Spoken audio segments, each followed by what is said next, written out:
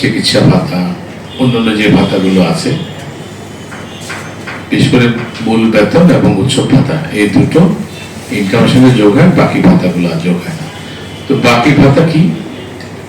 তারা বাড়ি ভাড়া ভাতা পায় ম্যাক্সিমাম 50%, আর পায় হচ্ছে 1500 টাকা করে চিকিৎসা ভাতা।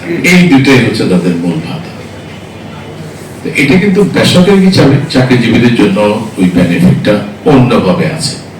সেটা হলো তাদের ক্ষেত্রে তাদের টোটাল যে ইনকাম, সেখান থেকে 5 লাখ টাকার উপর 1/3 বা 5 লাখ যেটা কম, সেটা কিন্তু মাইনাস হয়ে যায়, এটা অফসেট হয়ে যায়।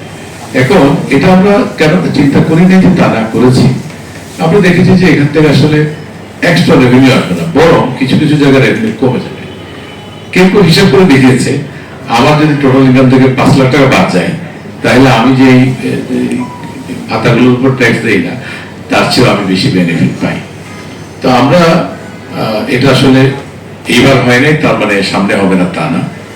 ডেফিনেটলি যদি আমরা একটা সিঙ্গেল রেজিমে আসতে পারি সেটা ভালো, কিন্তু এখান থেকে যে আমার খুব বেশি রেভিনিউ লস হচ্ছে তা কিন্তু এটা এক নম্বর। সরকারি প্রভিডেন্ট ফান্ডে ট্যাক্স দেওয়ার কারণ আছে, এগুলো কিন্তু মৌলিক ফিলোসফিগুলো বুঝতে হবে।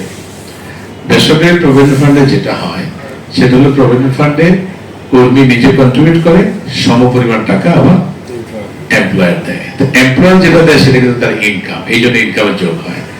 আর সরকারি কর্মচারীদের কিন্তু প্রভিডেন্ট ফান্ডে সরকার কোনো টাকা দেয় না, বেতন থেকে যে যতটুকু কাটে ওইটুকু। হিউজ না, হিউজ না, এটা কমে গেছে না, 13 এখন 13 নাই, এখন তো 11। হ্যাঁ, এখন স্ল্যাব করা হয়েছে, আপনারা জানেন না, এখন স্ল্যাব করা হয়েছে। এখন কিন্তু যে ব্যালেন্সের উপরে স্ল্যাব করা হয়েছে, মানে আপনার আমি যে কথাটা বলতে চাচ্ছি এগুলো কিন্তু একদম ফিলোসফিক্যাল লজিক ছাড়া না। এটা এই কনসাইড আসলে পরিমাণে এত কম, 1000 টাকায় 2 টাকা, পরিমাণে এত কম যে আইডিয়ালি যখন একটা certain percentage of tax payer বুঝতে পারবে, যারা রিটার্ন দেয় সে তো ক্রেডিট নিতে পারবে, ফলে তার তো সে তো বুঝতেই পারছে যে এটা আমার ট্যাক্স এবং আমি ক্রেডিট নিচ্ছি, এটা তার কম দামে সে বিক্রি করতে পারবে অটোমেটিক্যালি। আর ইভেন ওইটার একদম সম্ভাবনা নাই সেটা বলবো না, বিশেষ করে যাদের টিআর নাই বা যারা রিটার্ন দেবে না তাদের ক্ষেত্রে হয়তো এটা হতে পারে। তো হলেও এর পরিমাণটা খুবই অল্প। আসলে ট্যাক্স বেস বড় করার জন্য কোনো না কোনো একটা মেকানিজম তো আমাদের দিতে হবে।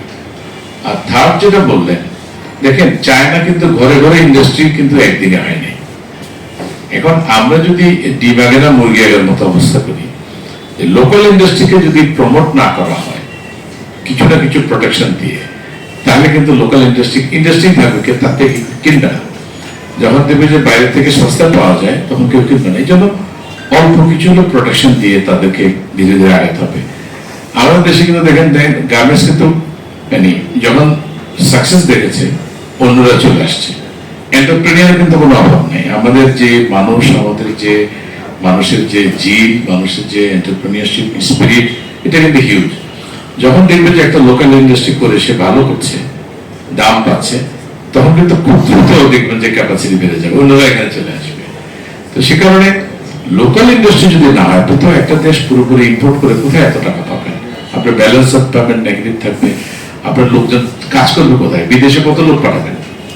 আপনার দেশে তো এমপ্লয়মেন্ট তৈরি করতে হবে। সরকারের বড় একটা উদ্দেশ্য হচ্ছে এই যে প্রতি বছর প্রায় 24-25 লাখ আমাদের জব মার্কেটে ইন করে, যারা পড়াশোনা শেষ করে অথবা পড়াশোনার মাঝখান থেকে, তাদের জন্য কর্মসংস্থান করতে হবে।